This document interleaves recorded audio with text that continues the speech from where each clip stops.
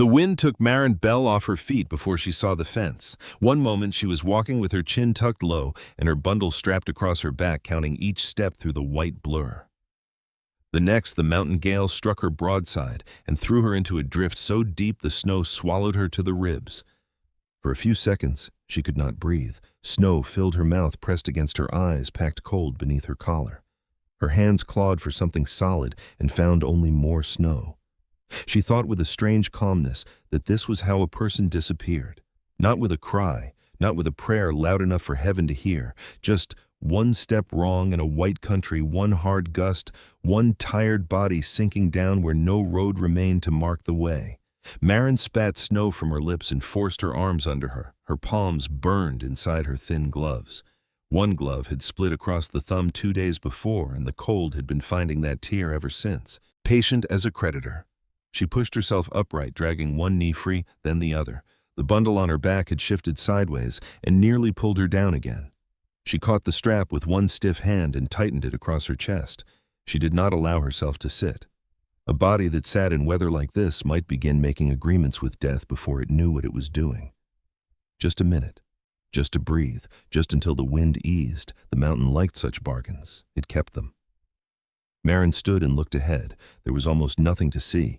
The Wind River Range had folded itself into storm. Pines that ought to have stood black against the slope were only gray shadows coming and going as the snow thickened.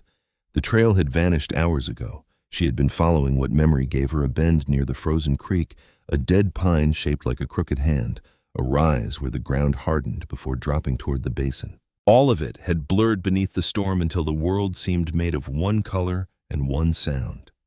White, wind, and the small, stubborn rasp of her own breath. A closed door can sound louder than a storm when a body has nowhere left to go. The thought came to her without welcome, as clear as if someone had spoken it close beside her ear. She saw again the door of Elias Redfeather's cabin, thick pine planks darkened by weather, the iron latch dropping after his hand had released it. She remembered the sound. Not loud, not angry. That was the worst of it. A quiet little click, plain as a judge's gavel. 12 days ago, the weather had still been only a threat sitting blue along the mountains. The lower road was frozen hard enough to hold her weight, and she had walked 4 miles from the last poor homestead with a hope she had been ashamed to name. Elias Redfeather needed help, people said. A man alone always needed help, whether he admitted it or not. He trapped along the upper creeks, kept a cabin near timberline, traded hides at South Pass twice a year, and wanted little from the world except powder salt coffee and distance. Marin had knocked at the back door because front doors were for invited people. He had opened it after a long moment. Tall, broad, wrapped in buckskin and old wool, with black hair tied at the nape of his neck and a face the weather had cut lean. His eyes were gray, though she had noticed that only later in memory. At the time, all she had felt was the weight of his looking. She had held her hat in both hands and told him her name. Marin Bell, widow, able to cook, mend, wash, scrape hides clean, keep accounts if they were simple, 10 chickens if he had any, make a meal out of little, and work for less than most would ask, so long as there was food and a place out of the weather. Elias had listened without moving. Then he had looked past her at the thin road, the empty country, the low bruise of snow clouds building in the west. "This mountain has no mercy for weak hands," he had said. Her face had warmed then, though the air was cold. "My hands have worked since I was 11. His gaze had dropped to them. Cracked knuckles, red wrists, fingers made clumsy by hunger and cold. He had seen weariness and called it weakness. She knew it even before he spoke again. "I got no use for a widow who cannot walk a trap line, haul timber skin elk, or stand through weather that breaks men. I did not ask to walk your trap line." "No," he said. "But weather asks what it wants." There had been no cruelty in his voice, no pleasure. If there had been, she might have hated him more easily. He had simply made a judgment and shut the door. The latch dropped. Marin had stood there a moment longer than pride allowed, staring at the grain of the wood. Then she had turned and walked back down the road with her hat in her hands until she remembered to put it on. After that came the Harmons, who had 3 children and not enough flour. Then Glenmore, where the woman of the house would not meet her eyes. Then a supply shed by the pass, where 2 men laughed after she left, not loud enough to be called insult, but loud enough to follow her. No room, no work, no husband, no references, nothing to recommend her but the same two hands everyone seemed determined not to see. Now those hands were nearly numb, and she was walking back toward Elias Redfeather's cabin, not for mercy, not for forgiveness, not even for work. Only for a roof, a lean-to, a corner near the mule tack, any place where the wind could not reach her bones before morning. She would ask to sleep beside the woodpile if she had to. She would not ask for more. Maren forced herself onward. The slope rose beneath her boots, telling her she had reached the last stretch before the cabin. Her legs trembled badly now. Hunger had hollowed her out until every movement seemed to come from some deeper place than muscle. She had eaten the last heel of bread yesterday morning and a handful of dried peas the evening before, that soaking them in creek water until they softened enough not to crack her teeth. Her stomach no longer complained. That frightened her more than the ache had. The wind shifted.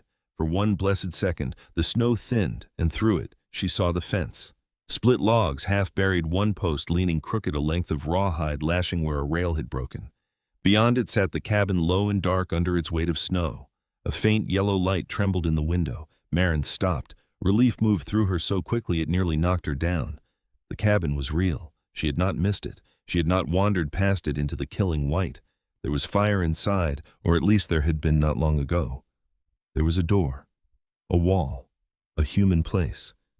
Her throat tightened, but she swallowed the feeling down. Hope was dangerous when a person was too tired. It made the knees soft. She stepped through the gap in the fence, one hand out for balance. Snow had drifted high against the rails and her skirt dragged wet and heavy around her legs. She could see the woodpile now stacked along the cabin side, though the top logs wore smooth white caps. A lantern must have been burning somewhere inside, casting a weak strip of gold across the yard. Then her boot struck something under the snow. Maren pitched forward and caught herself with both hands. Pain shot up her wrists. She turned, thinking she had stumbled over a buried rail or a fallen pack.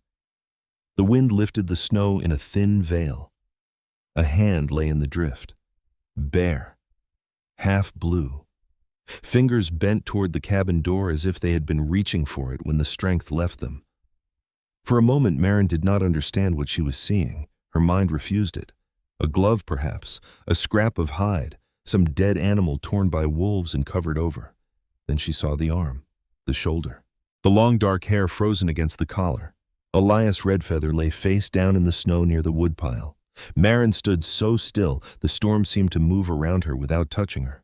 All the cold in the world gathered at the base of her spine. He was not supposed to be there. Men like Elias Redfeather did not fall in their own yards. They did not lie helpless 10 steps from a door they had closed on others. They belonged to the mountain in a way she never had, sure-footed and hard-eyed, with rifles and traps and weather in their blood. But the mountain did not care who belonged to it. Mr. Redfeather, she said. The wind tore his name from her mouth. He did not move. Maren dropped to her knees beside him. Snow soaked through her skirt at once. She rolled him as much as she could, enough to see his face. His skin had gone pale beneath the brown, weathering his lips, edged, dark lashes crusted with ice. A bruise marked his temple, and near it the snow had taken a dull stain where blood had frozen into it. His coat was stiff. One trap lay open beside him, empty, its chain tangled around a root. He must have been coming from the line or setting something near the woodpile when he fell. Maybe the blow to his head had stunned him. Maybe the cold had done the rest. Maybe he had crawled toward the door until his body gave out and the storm began covering him like a secret. Maren pressed 2 fingers to his throat. Nothing. She shifted them, pressing harder, fear sharpening in her chest. There. A pulse, slow, faint, like the last tick of a clock in a room no one had entered for years. She closed her eyes once, then opened them. This was the man who had turned her away. The thought came plain and ugly because truth often did. He had looked at her hunger and judged it. He had listened to her ask for work and decided she was not worth the trouble. He had shut his door while winter was coming. No one would know if she stood up and walked into the cabin alone. No one would blame her if they did know. A woman half-starved could not be expected to drag a mountain man through snow. The storm had already chosen him. She could tell herself that. She could live, perhaps, if there was enough fire left inside. She could say she had found him too late. Her hand remained against his throat, feeling that thin, stubborn pulse. Maren thought of every door that had closed. She thought of every face that had looked through her instead of at her. She thought of the hard little laugh behind the supply shed. She thought of her husband dead 3 winters now, and the farm that had slipped away 1 acre and 1 debt at a time. She thought of how hunger made a person small in other people's eyes. Then she looked at Elias Redfeather, large and helpless in the snow, and felt something inside her settle. She would not become cold simply because the world had been cold to her. "Elias," she said sharply close to his ear, "you're not dying in your own yard." His eyes did not open. Maren stripped the bundle from her back and let it fall beside the fence. There was nothing in it worth more than a life, 1 spare pair of stockings, a comb, a cracked cup, a little cloth, and the last small things that proved she had once had rooms and drawers to keep things in. She got behind him, slid her arms beneath his shoulders, and locked her hands across his chest. He was heavier than she expected, dead weight, though he was not dead, not yet. His soaked coat dragged against the snow, his boots caught in the crust beneath the drift. For 1 terrible second he did not move at all. Maren set her teeth. She pulled, her back screamed, her knees slid, snow packed under her skirt and against her stockings. Elias shifted perhaps an inch. She pulled again. The cabin door stood 20 feet away, no distance at all for a man walking under his own power. A whole country for a starving woman dragging a body through storm. The wind slammed into her from the north. She lost her footing and went down hard, still holding him. Her chin struck his shoulder. Pain flashed white behind her eyes. She lay there, one breath too, feeling the snow trying to take the heat from her cheek. No. Maren dug her boots in and pushed herself upright without letting go. "You hear me?" she gasped, though he could not hear. "I did not walk 4 miles through hell to watch you freeze beside your own woodpile." She dragged him another foot, then another. The snow fought every inch. His heel caught on something buried, and she had to stop long enough to kick it free. Her breath came ragged now, tearing up from her lungs. Her arms had begun to shake. The door seemed no closer. The lantern glow from the window blurred and doubled. She remembered him saying the mountain had no mercy for weak hands. A bitter laugh tried to rise in her throat and came out as a sob she refused to own. "Weak hands," she whispered. Then she pulled until the muscles in her shoulders burned like fire. At last Elias's boots crossed the trampled patch near the threshold. Maren nearly wept at the sight of the door. She reached for the latch with one hand and found it rimmed with ice. It would not lift. "No," she said. She struck it with the heel of her hand. Pain burst through her palm. She struck it again. The latch moved, but the door held fast, frozen at the bottom where snow had melted and hardened. Behind her, Elias breathed with a thin sound that might have been the wind passing through his teeth. Maren rose unsteadily, keeping one hand on the doorframe. She kicked the lower plank. Once, twice, her boot slipped. She kicked again with all the strength left in her, and the ice cracked. The door gave inward. Darkness and stale cold met her from inside. She didn't care. Maren crouched behind Elias again and hauled him across the threshold. His shoulders bumped the frame. She pulled harder. His coat scraped over the sill. When his whole body was finally inside, she kicked the door shut against the storm and dropped beside him on the floor. For a moment there was no sound but her breathing and the wind pressing at the walls. The cabin smelled of smoke hides, old wool, pine pitch, and loneliness. The fire in the hearth had burned down to a bed of red coals beneath gray ash. Not dead. Not yet. A little light pulsed there, low and waiting. Maren lifted her head and looked at Elias. Snow was melting in his hair. His face had not changed. His lips were still dark. His pulse still fluttered somewhere under the skin, small and uncertain. She had gotten him out of the storm. That was not the same as saving him. The truth of that settled over her harder than the cold had. If she did nothing right in the next hour, he would die indoors instead of out. If she warmed him too fast, she might kill him. If she let the fire fail, the mountain would come through the walls and finish its work. Maren pushed herself to her knees. Her hands trembled. Her body begged for rest. Her stomach twisted around its own emptiness. She looked once toward the back room, toward whatever bed might be there, whatever blanket, whatever mercy. Then she turned to the hearth. The coals gave one soft crackle, as if answering a question. Maren reached for the wood box. Maren reached into the wood box with hands that no longer felt like her own. The first piece of split pine slipped from her fingers and struck the hearthstone with a sound too loud for the dark cabin.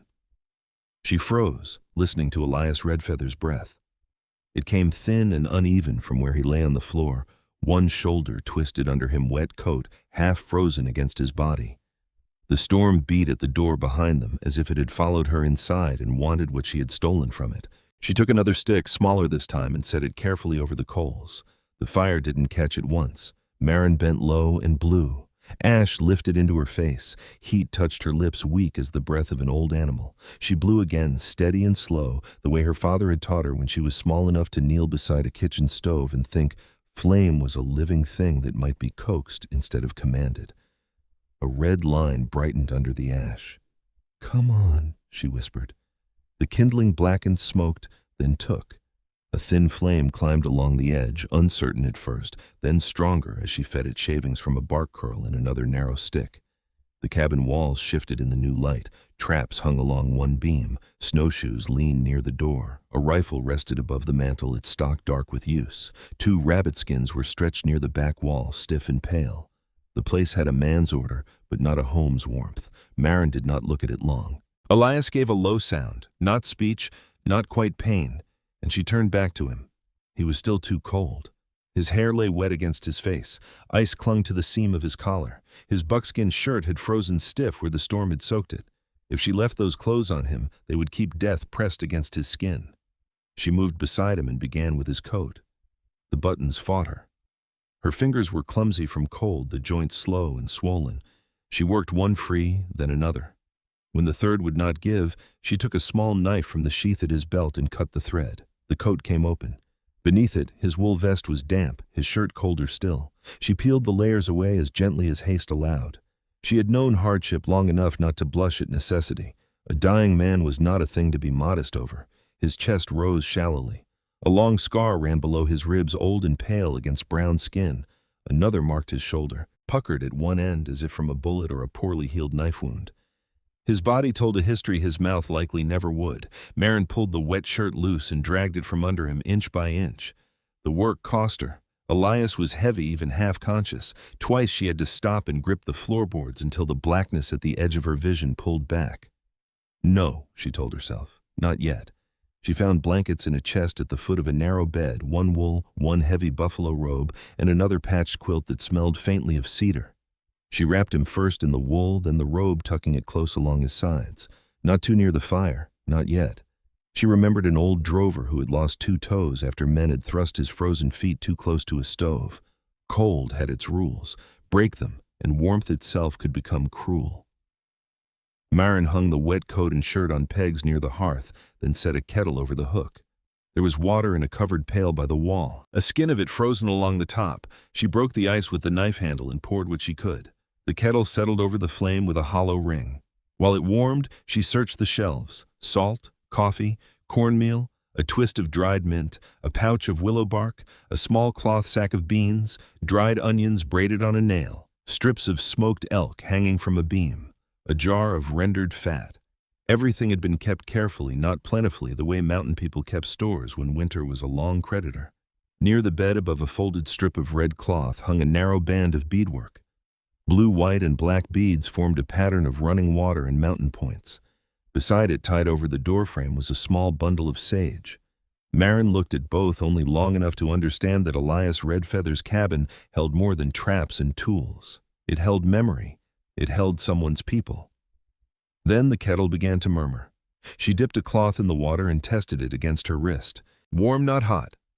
She knelt beside Elias and pressed it first to his throat where the pulse beat faintly under her fingers, then to his wrists, then beneath his arms. His skin seemed to drink the warmth without answering it. "Mercy is not soft when it has to drag a dying man through snow," she murmured, though she was not certain whether she spoke to him or to the Lord or to the hard country outside. "And I have dragged you far enough that you might as well help me now." His eyelids did not move. She rubbed his hands between hers. They were large hands, calloused, scarred across the knuckles, the hands of a man who had set traps in ice water and split wood until moonrise. Yet now they lay useless in her lap, colder than any living thing ought to be. She breathed on his fingers, pressed the warm cloth over them, rubbed again. The fire grew stronger. Light rose along the log walls and brought the cabin into fuller shape. A pair of moccasins sat under the bed, worn soft at the heels. A tin plate and cup rested on the table. A carved wooden horse stood on the mantel no bigger than her thumb, its mane marked with careful knife cuts. Someone had made it with tenderness. Elias, perhaps, or someone long gone. Maren took note of these things without meaning to. In a room where a man might die, every object seemed suddenly burdened with meaning. A shudder went through Elias. At first, she thought it was life returning. Then, his jaw clenched, and his whole body trembled so hard the robe shifted. His breath grew faster. Heat rose beneath her hand when she touched his forehead. "No," she said softly. The cold was leaving him, but fever had come in its place. Maren had seen it before.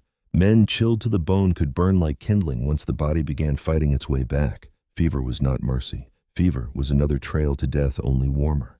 She fetched cooler water from the pail, soaked a cloth, and laid it across his brow. He muttered and turned his head from side to side. The first words were not English. Maren stilled. His voice was hoarse and broken, little more than breath shaped around sounds she did not know. The words came again, low and urgent. He seemed to be calling for someone. Not in fear exactly, in grief. Then one word came clear, a pony. Maren did not know the name, but the way he said it told her enough. A mother, a sister, a wife, some woman buried deep in him where fever could find her. "I am here," Maren said, because it was all she had to offer. He turned toward her voice. Eyes closed, lashes dark against his fevered cheeks. One hand shifted under the robe, searching blindly. She took it before she thought better. His fingers closed around hers with surprising strength. The grip hurt. She let it. Outside, the storm struck the cabin in long, rolling blows. Wind slid under the eaves and moaned through the chinks. Snow hissed against the shutters.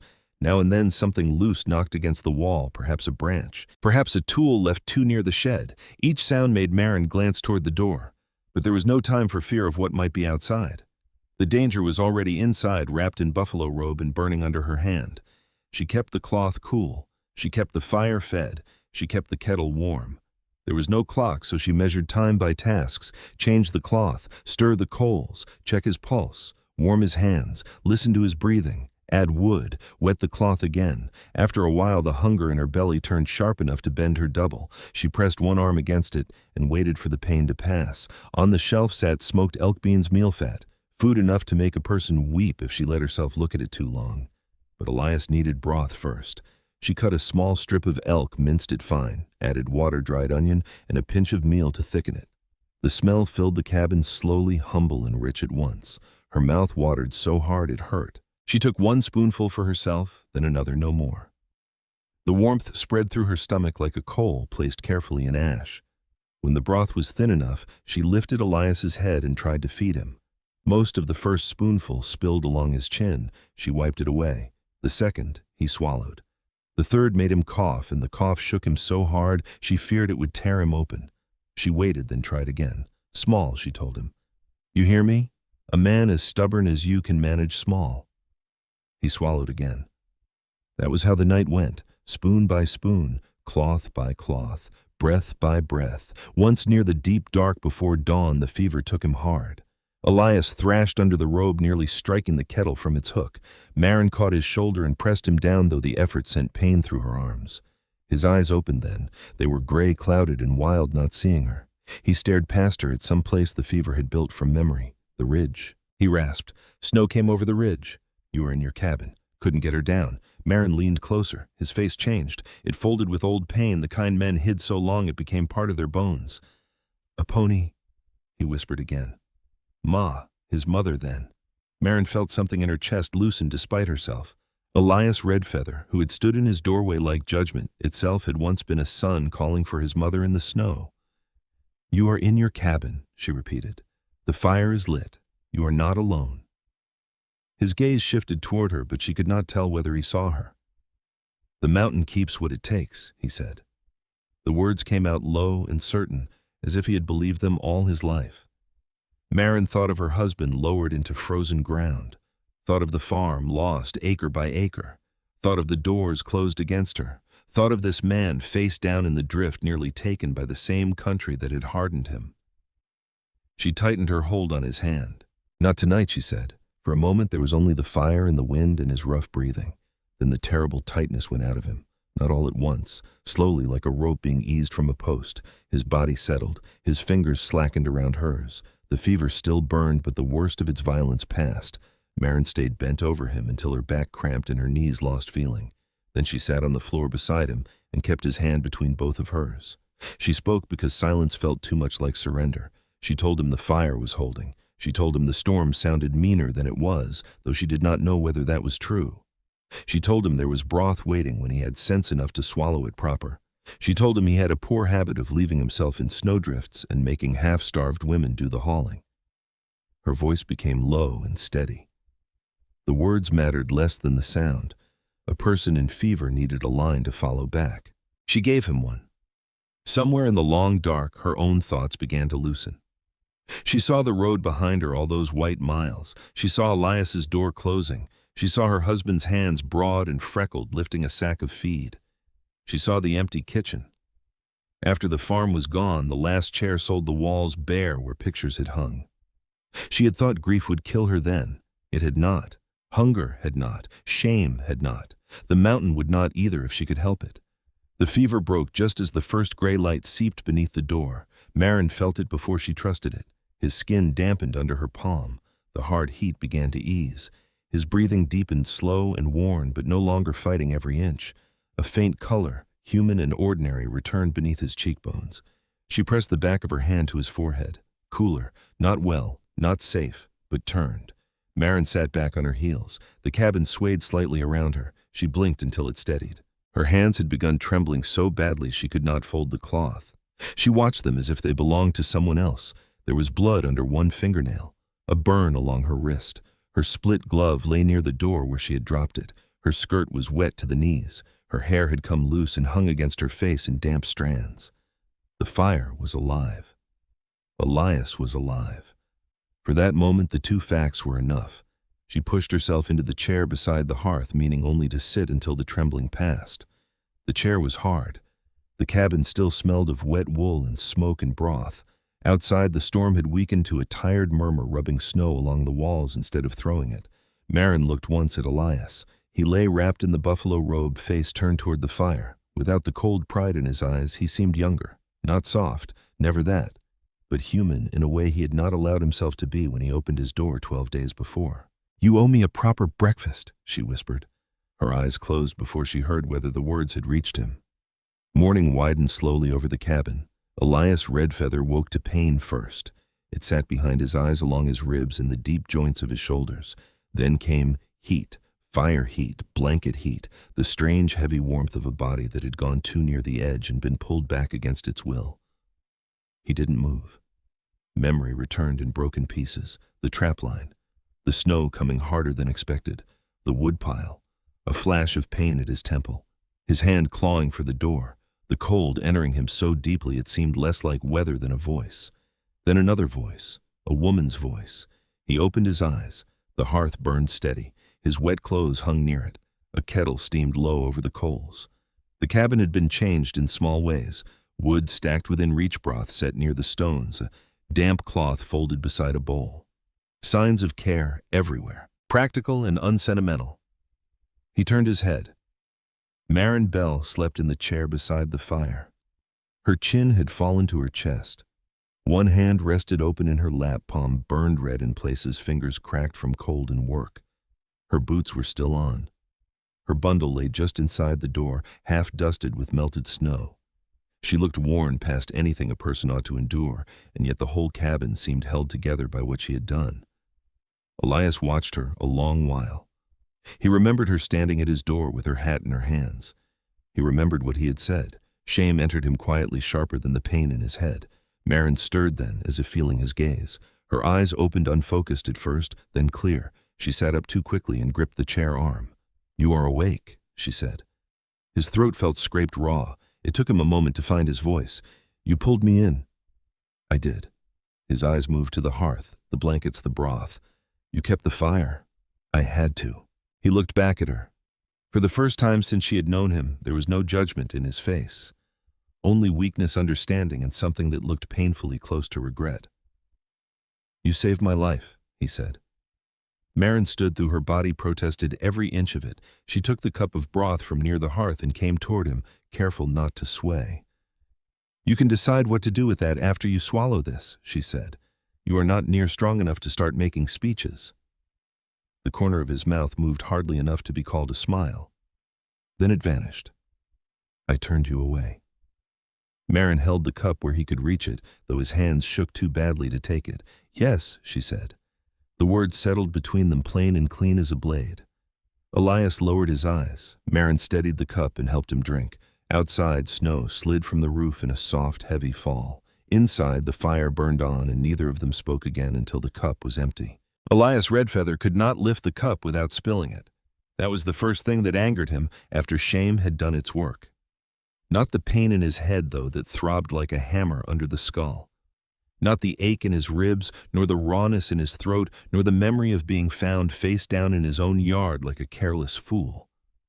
It was the cup. A plain tin cup dented on one side, half full of broth, thin enough to show light through it, and his hand shook so badly the surface trembled before he had raised it an inch. Marin Bell saw it.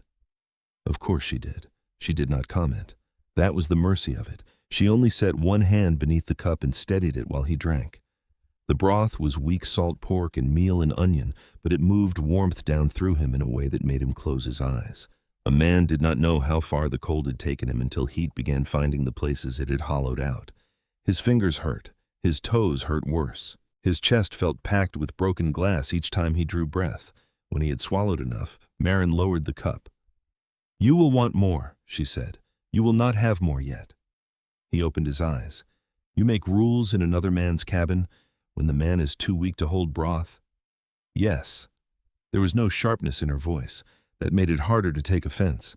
She spoke the way a person might speak of weather or firewood, plain facts laid down where they belonged. Elias looked toward the door. Snow had drifted high against the lower plank, sealing the cabin into a world of its own. The storm had passed, but the silence after it was almost as heavy. He could hear meltwater dripping from his coat near the hearth. He could smell wet buckskin smoke broth and the faint, bitter scent of willow bark. "You should have left me," he said. Marin's eyes came back to him. They were brown, he saw now. Not soft brown, not sweet. Dark and steady with tiredness sunk deep around them. A woman could be near starved and still carry judgment like a lantern. "Yes," she said. "I suppose I could have. That was all." He waited for more. For accusation, for a reminder of his door closing in her face, for the kind of anger a person earned and then had to stand beneath. She gave him none of it. The quiet worked deeper than anger would have. He remembered her, as she had stood 12 days before, had held in both hands asking for work in a voice that had not quite hidden the hunger behind it.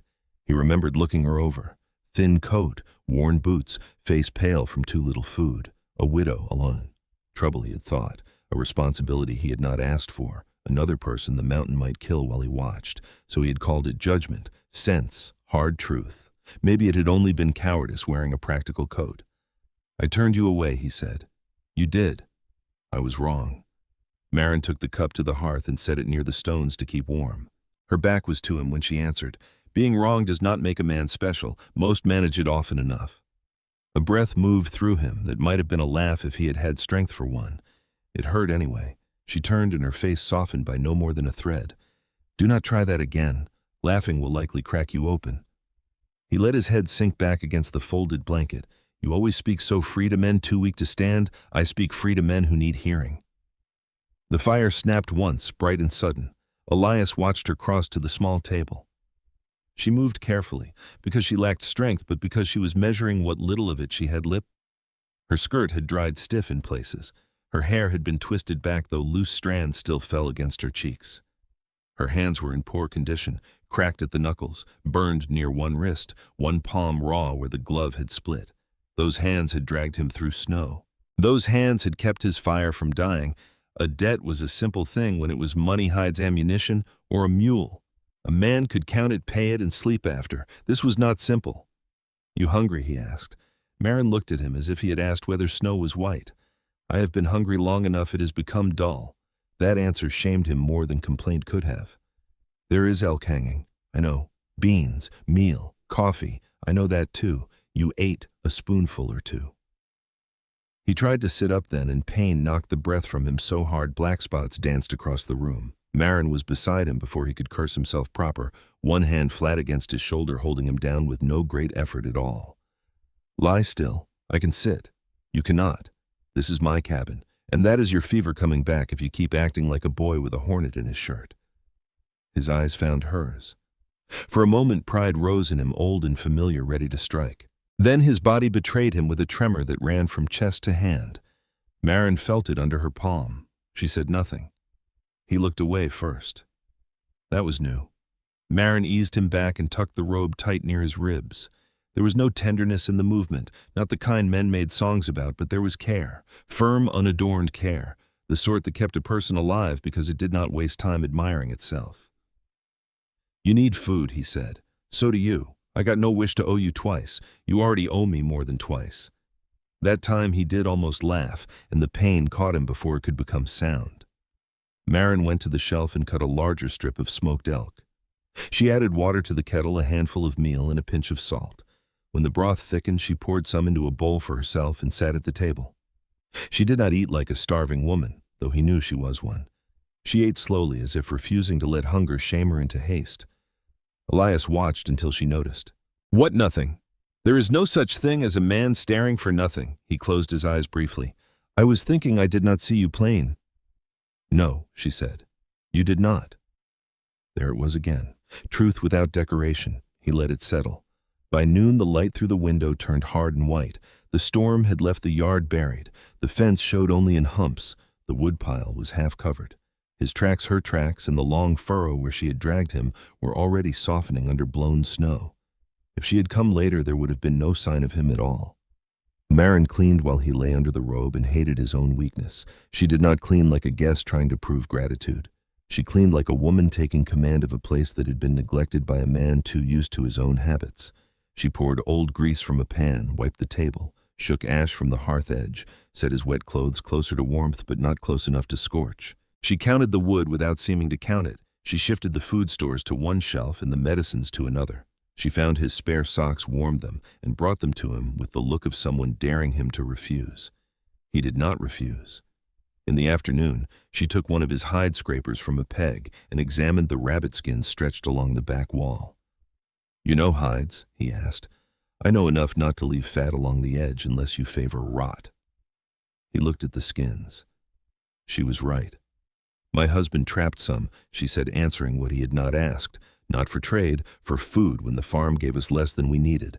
I scraped what he brought in, tanned what I could, sold what we could not use. You had a farm. For a while?" He heard the closed door in those 3 words and knew better than to push at it yet. She worked on the hide with small, sure movements. Not fast, clean.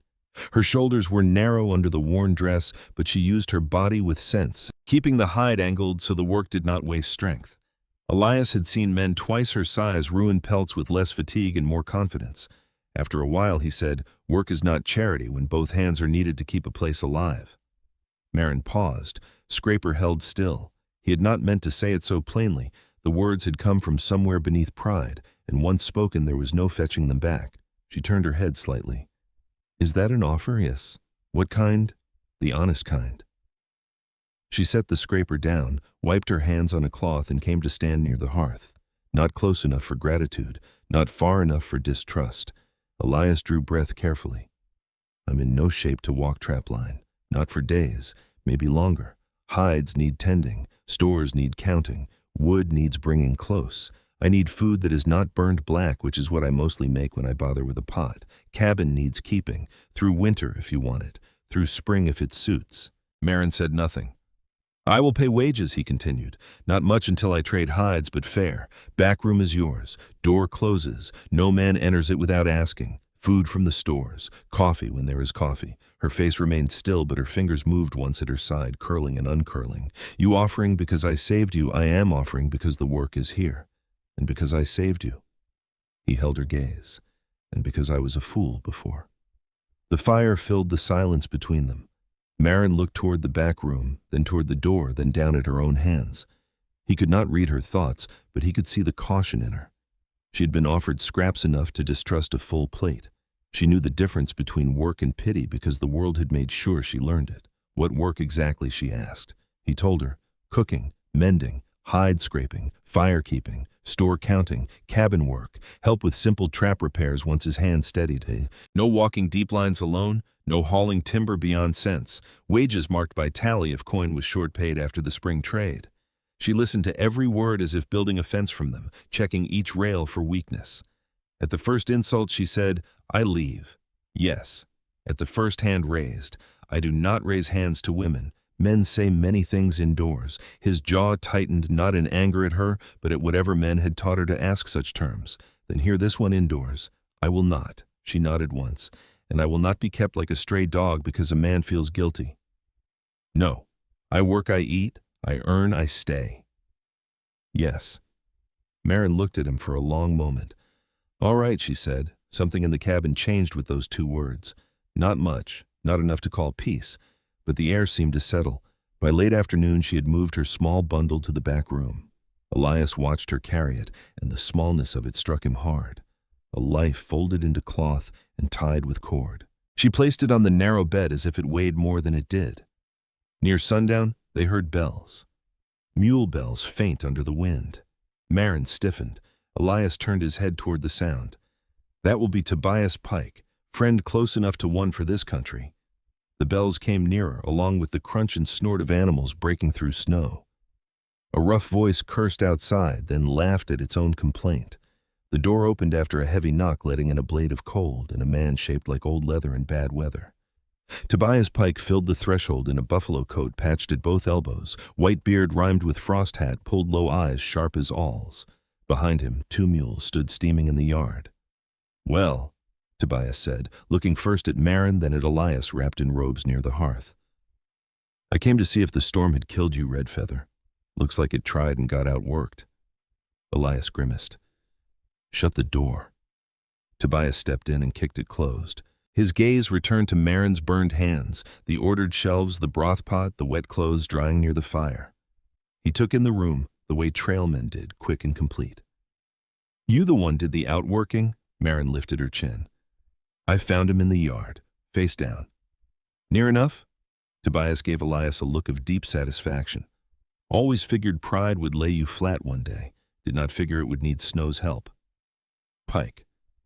But I am being respectful." "Mostly." He pulled off his gloves and came closer to the fire. "Ma'am, Tobias Pike. Mule packer when paid messenger, when begged sinner, when unsupervised. Marin Bell." He nodded as if the name mattered. That alone made her like him a little. Tobias brought flour, coffee, salt lamp oil, and a small parcel of letters Elias did not reach for. While Marin helped unload what could be brought inside, Tobias spoke of the pass of drifts higher than a mule's belly, of one cabin roof collapsed near the creek, of the Harmons losing a cow to cold. Then his voice lowered. "Rusk is moving again." Elias's eyes sharpened. "Caleb Rusk. The same. He has 2, maybe 3 men with him. Hungry ones, mean ones. They hit old Sutter's place 4 nights ago. Took beans cartridges, 2 blankets, and his last smoked ham. Sutter is alive because his dog made more noise than he did." Marin set a sack of flour on the table. "Who is Rusk used to buy hides," Tobias said. "Cheated most, paid some, drank what profit he made. Now he calls stealing a winter necessity." Elias tried to push himself higher and failed to hide the pain. Tobias saw it. So did Marin. "If Rusk heard you were down," Tobias said, "he might come sniffing. He will not find easy taking here." "No," Tobias said, glancing at Marin. "I'm beginning to see that." The words were plain, but Marin felt them. Respect without pity. It warmed some place in her she had not meant to leave open. Tobias stayed for coffee and left before full dark, saying he would check the lower trail and return if weather allowed. At the door, he paused and looked at Marin. "Folks in the past talked about a widow walking alone," he said. "Most talk because their mouths are easier to move than their hands." Marin met his eyes. "Let them." A slow grin cracked his beard. "Thought you might say something like that." When he was gone, silence returned. But it was not the same silence as before. The cabin had news in it now. Danger had found a name. Elias stared at the door long after the mule bells faded. Marin banked the fire, set the flour high away from mice, and washed the cups. She could feel him wanting to speak, but she let him find his own road to it. "You should know," he said at last, "Rusk is not just hungry. He is the kind that hates being refused. I have met men like that. I do not doubt it. The softness in his tone made her look over. He lowered his eyes. Your husband. You said you had a farm. Maren stood still with the wet cloth in her hand. For a moment she considered giving him only the short version. Dead husband, failed farm, hard years, enough said. But something in the cabin had shifted since morning, and she was too tired to keep every door inside herself barred.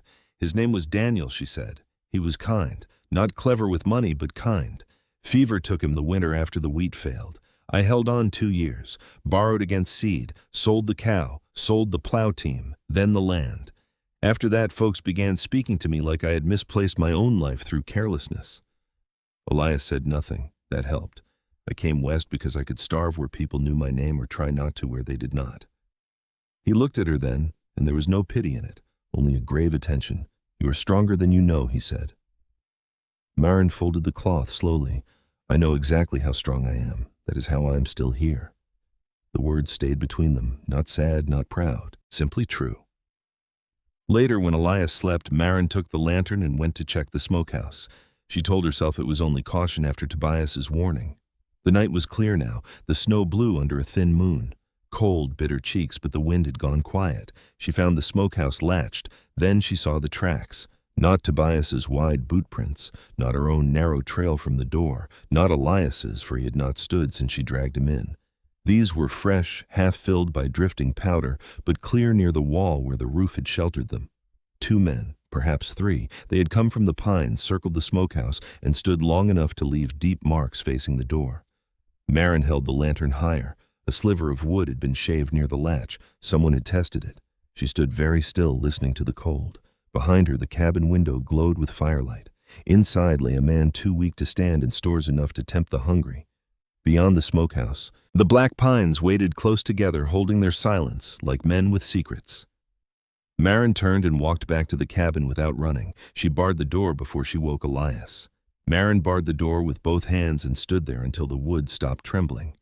The sound of the bolt sliding into place woke Elias. He stirred under the buffalo robe, one hand reaching by habit toward the rifle that was no longer above the mantel, but leaned near his chair where Maren had placed it after Tobias's warning. His eyes opened slowly, then sharpened at the sight of her face. What is it? She turned from the door. The lantern in her hand threw a wavering light across the room, making the hanging trap sway in long shadows along the wall. Outside, the night had gone very still, the kind of stillness that came after hard weather when snow lay deep enough to swallow sound. Tracks by the smokehouse, she said. Elias tried to sit up. Pain took him before pride could hide it. His jaw clenched, and one hand gripped the edge of the chair so hard the knuckles whitened. How many? 2, maybe 3. They came from the pines, stood near the latch long enough to shave wood from it. His eyes went toward the rear wall as if he could see through it. Rusk, you know that I know the kind of man who circles meat in winter. Maren set the lantern on the table. A hungry winter does not always come on 4 legs. Elias looked at her then, and something grim passed between them. Hunger had made animals bold. It had made men worse. He pushed the robe aside. Get my boots. No. The word was quiet, but it held. Elias stared at her. Those tracks are fresh, and your fever is fresher. I can follow them to the tree line. You cannot cross this room without leaning on furniture. His face darkened, not with anger alone. Shame was under it, sore and raw. A man like Elias Redfeather had built his life on being the one who did not need help.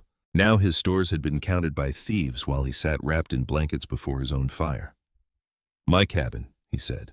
Your cabin will need you alive inside it. His hand tightened on the chair. You do not understand Rusk. I understand men who come at night because they think someone inside is weak.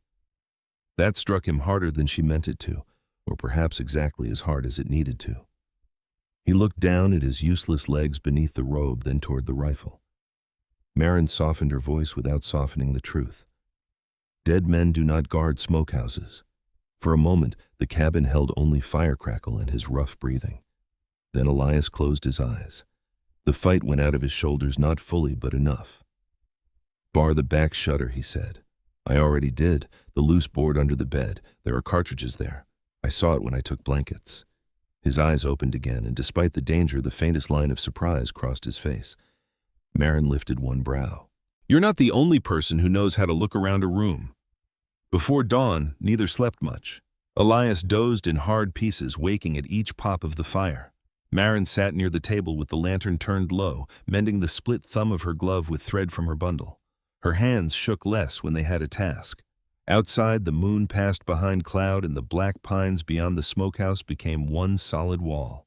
Morning came pale and bitter. Marin went out only after Elias insisted she take his pistol and only after she reminded him she had carried worse things than fear.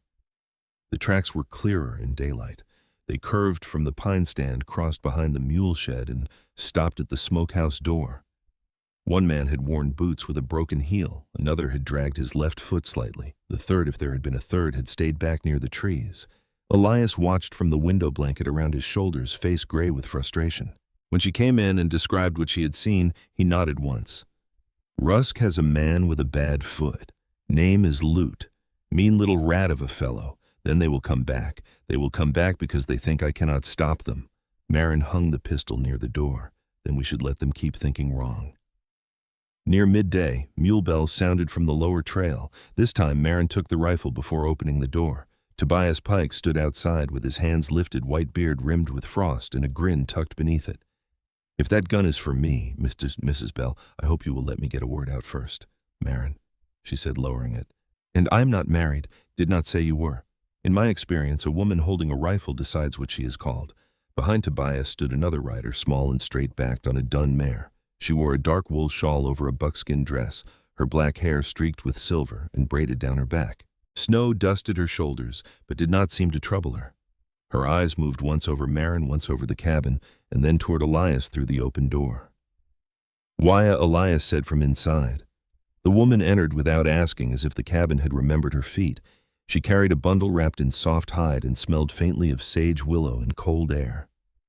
You look like a man who argued with winter and lost, she said. Elias gave a tired breath. Good to see you too. Wya's Sunhair knelt beside him and touched his forehead, then his wrist, then the bruise at his temple. Her hands were small and brown, the fingers strong.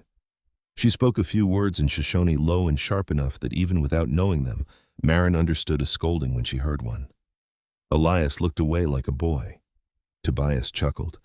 That is the first sensible thing said to him since I arrived, and I do not even know what it was. Wya turned to Marin. Her gaze settled on Marin's burned, wrist-cracked knuckles and the raw place across her palm. These hands pulled him from the snow. Yes, they are not weak hands. Marin felt the words more deeply than praise ought to reach. She lowered her eyes to the hearth. They did what was near them to do. That is what strong hands do. Wya opened her bundle and took out willow bark dried roots and a twist of sage. She showed Marin what should be steeped for pain, what should be saved for fever, and what belonged to prayer rather than the pot. Elias watched them together with a quietness that was not merely from weakness. As Wya worked, Tobias told what he knew. Caleb Rusk had been seen near the lower creek with two men. They had taken Sutter's stores, traded a stolen mule badly, and asked too many questions about cabins above the pass. They heard Redfeather went down. Tobias said, warming his hands over the fire. Men like that smell blood through snow. Elias's jaw tightened. Let them come. Marin looked at him. They already did. Wya's eyes moved between them. Then, make the house look poorer than it is and stronger than it seems. Marin nodded slowly. That was the way her mind had already begun to travel. The rest of the day turned to preparation. Tobias helped carry the best smoked meat from the smokehouse and hide it beneath loose floorboards under Elias's bed. Marin packed the gap with old sacking and dusted it with ash so it looked long untouched.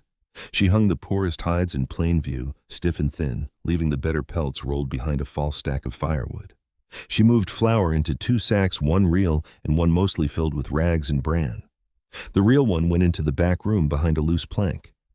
Wya walked the outside edge of the cabin and showed Marin the narrow back trail through the pines, the one a person might use if forced out in darkness. Then Marin took a bit of wire, 2 dented tin cups and a string from her bundle, and rigged a bell line across the smokehouse latch. If the door moved, the cups would strike and sing loud enough to wake the dead. Tobias looked at the contraption and grunted approval. I have seen cavalry do poorer work with more brass. Marin banked snow near the porch steps and poured a little water over it so it would freeze slick by dark. She did the same near the smokehouse corner where a man rushing would put his foot wrong. Elias watched from the window rifle across his knees, and each small plan seemed to press some new knowledge into him. She was not waiting to be protected. She was building protection from what the room, the weather, and her hands gave her. By late afternoon, Elias had paled badly. Waya ordered him back under the robe, and this time he obeyed before Maren had to speak. That obedience told her more than any apology could have. He had begun to understand that pride was costly when people besides himself might pay for it. Tobias climbed into the loft with his shotgun and a blanket. Waya took the chair near the back door knife hidden in the folds of her shawl. Maren made coffee thin enough to last and broth thick enough to stand in the stomach. After supper, when Tobias was pretending not to snore and Waya sat braiding a strip of cord, Elias spoke. "Maren." She looked up from sharpening the small kitchen knife. "I saw hunger on you and mistook it for weakness." The blade stilled. He did not look away. His face was drawn, the bruise at his temple dark, but his eyes were clear. "I saw a widow alone and thought only of the trouble winter might make of you. I did not see the work that had already carried you to my door." Maren set the knife down. An apology could be another kind of burden if a man offered it only to ease himself. She waited to see what shape his would take. "I was wrong," he said. The fire moved gold along the beadwork above the bed. Waya's hands paused over the cord. Tobias's breathing from the loft grew suspiciously quiet. Maren looked at Elias for a long moment. "I do not need you to make me into a saint because you once made me into a burden." His mouth tightened, accepting the cut. "I only need you to see straight," she said. "I'm trying." "Then keep doing that." The corner of his mouth moved faintly. "You are a hard woman." "No, I'm a tired one who has no use for crooked truth." Waya's eyes shone in the firelight, but she said nothing. Tobias gave one soft snort from the loft and then resumed his false sleep. Night settled heavy. The cabin changed after dark.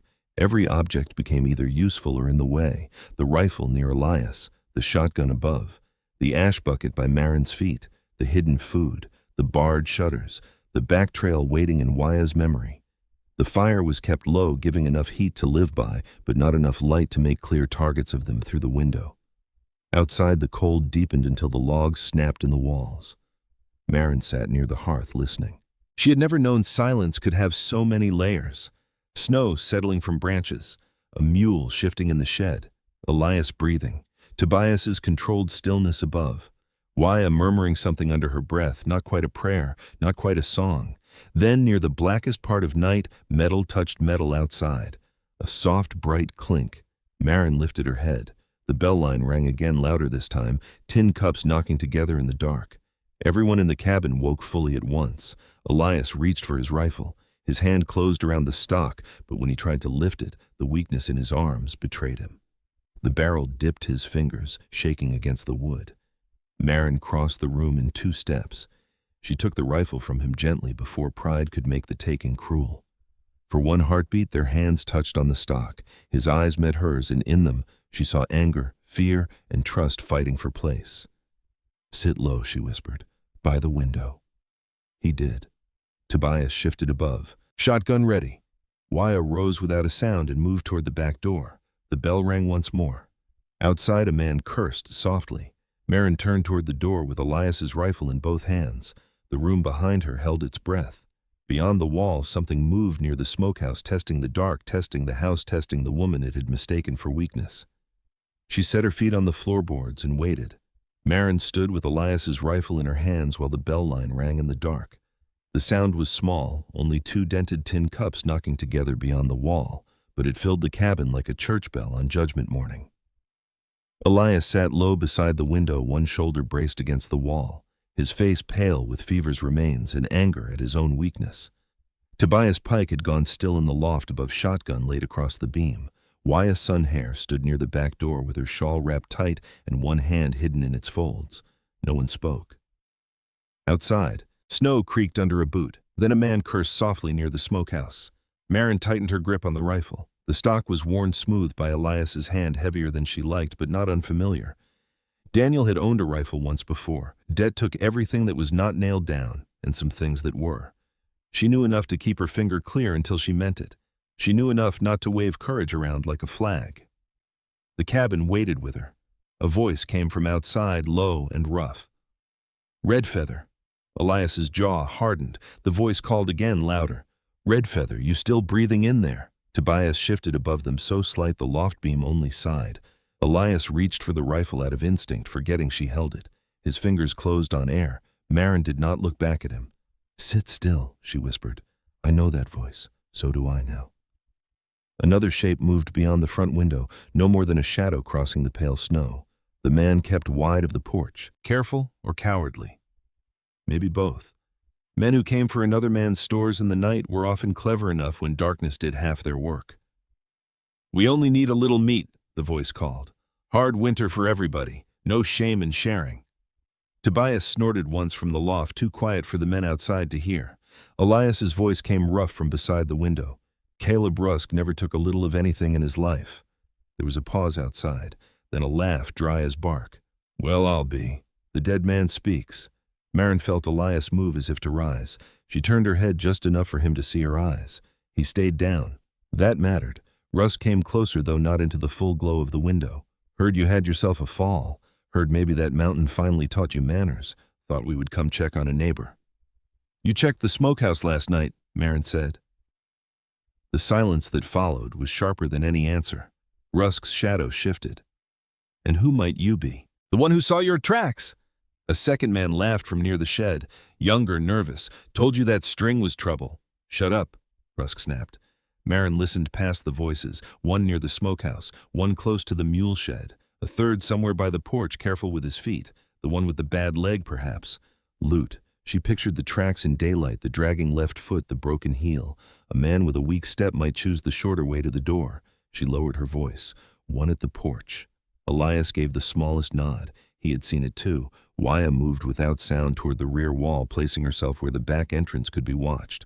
Tobias angled his shotgun toward the smokehouse side. The whole cabin seemed to draw one long breath. Rusk called again. "A woman, then. That makes things simpler." Maren did not answer. "You hear me, widow? We do not want trouble. Toss out what meat you can spare, a sack of meal, some cartridges, and we will leave you with your sick trapper. You came armed for a polite request. Winter does not leave a man polite." "No," Maren said. "It only shows what he was before it got cold."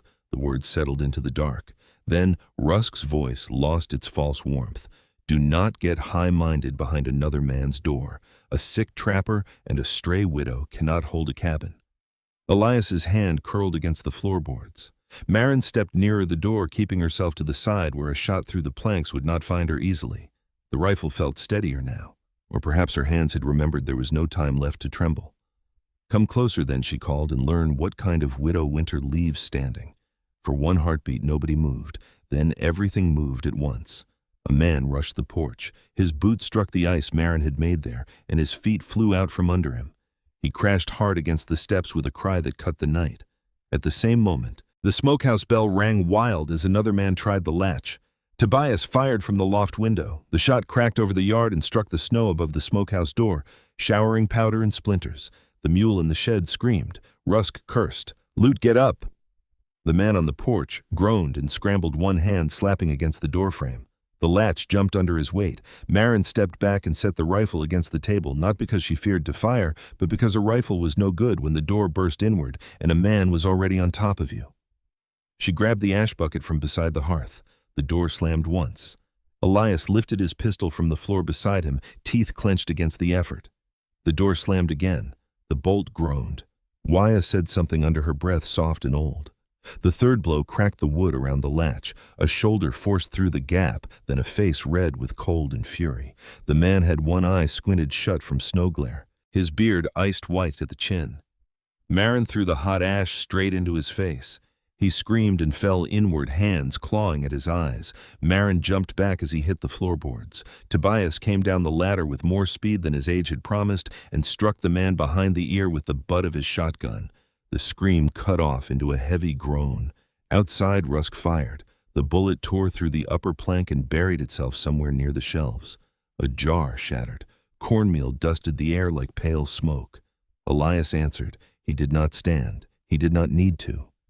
From beneath the window, half wrapped in buffalo robe, shaking with weakness and cold fury, he raised the pistol and fired through the gap in the shutter.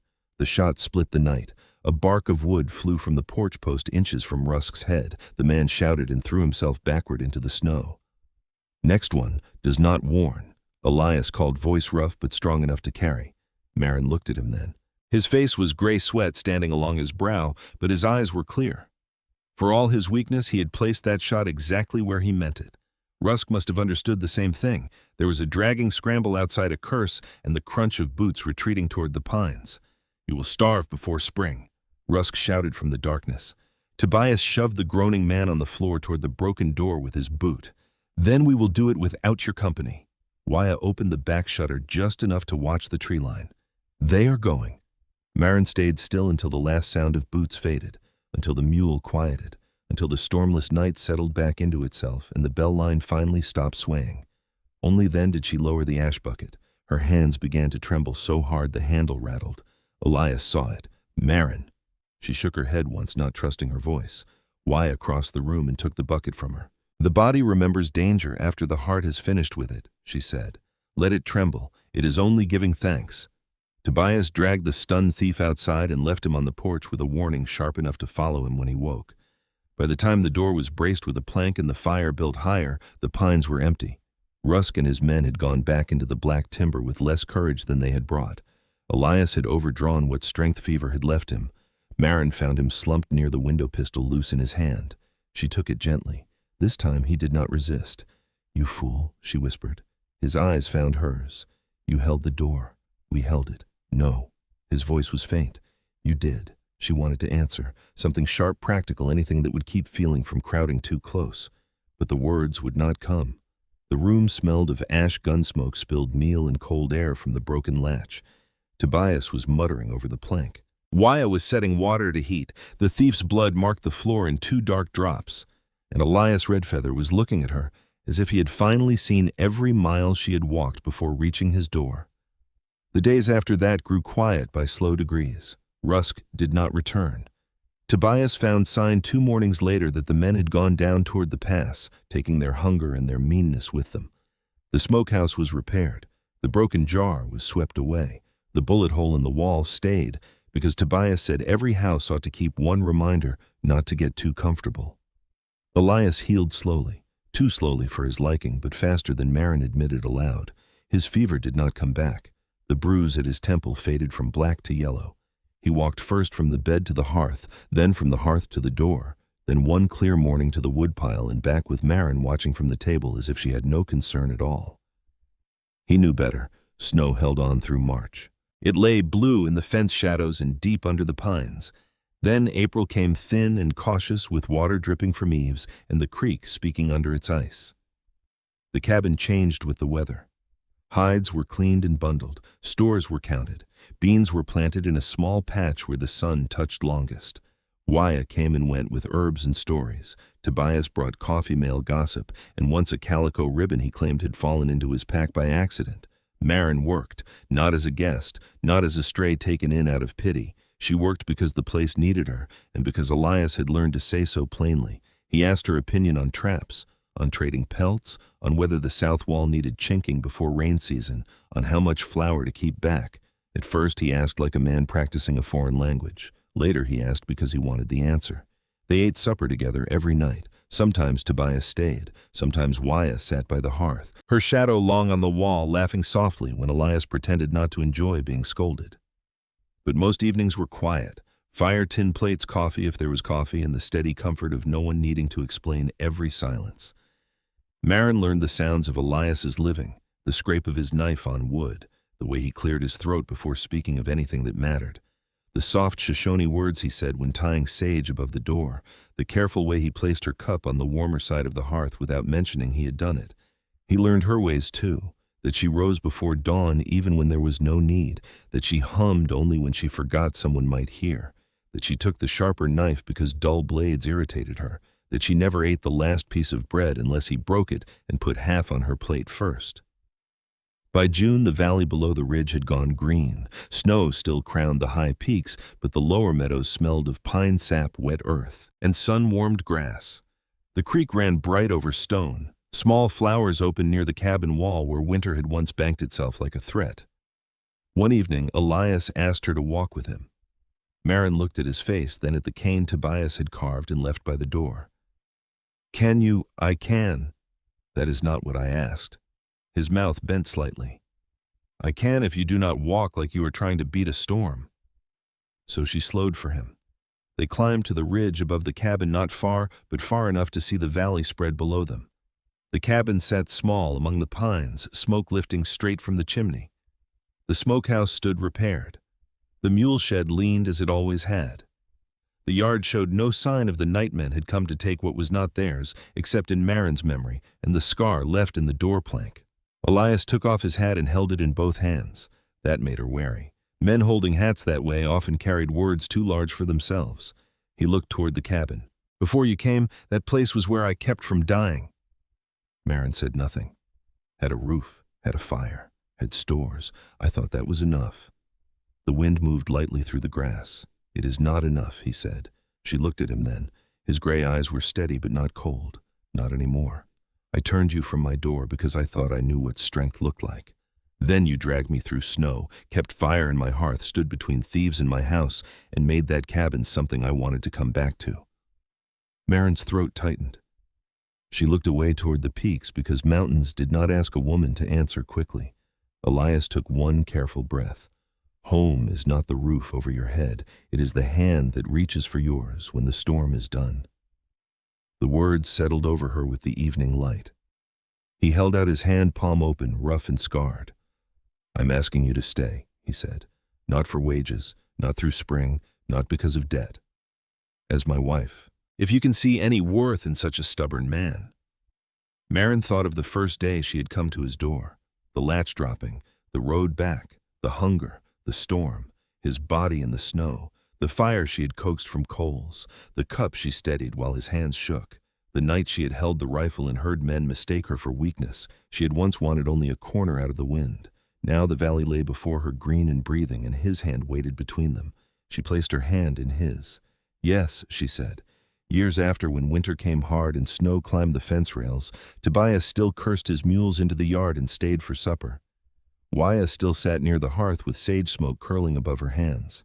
Elias still kept the rifle above the mantel, though Marin said he cleaned it more often than he used it.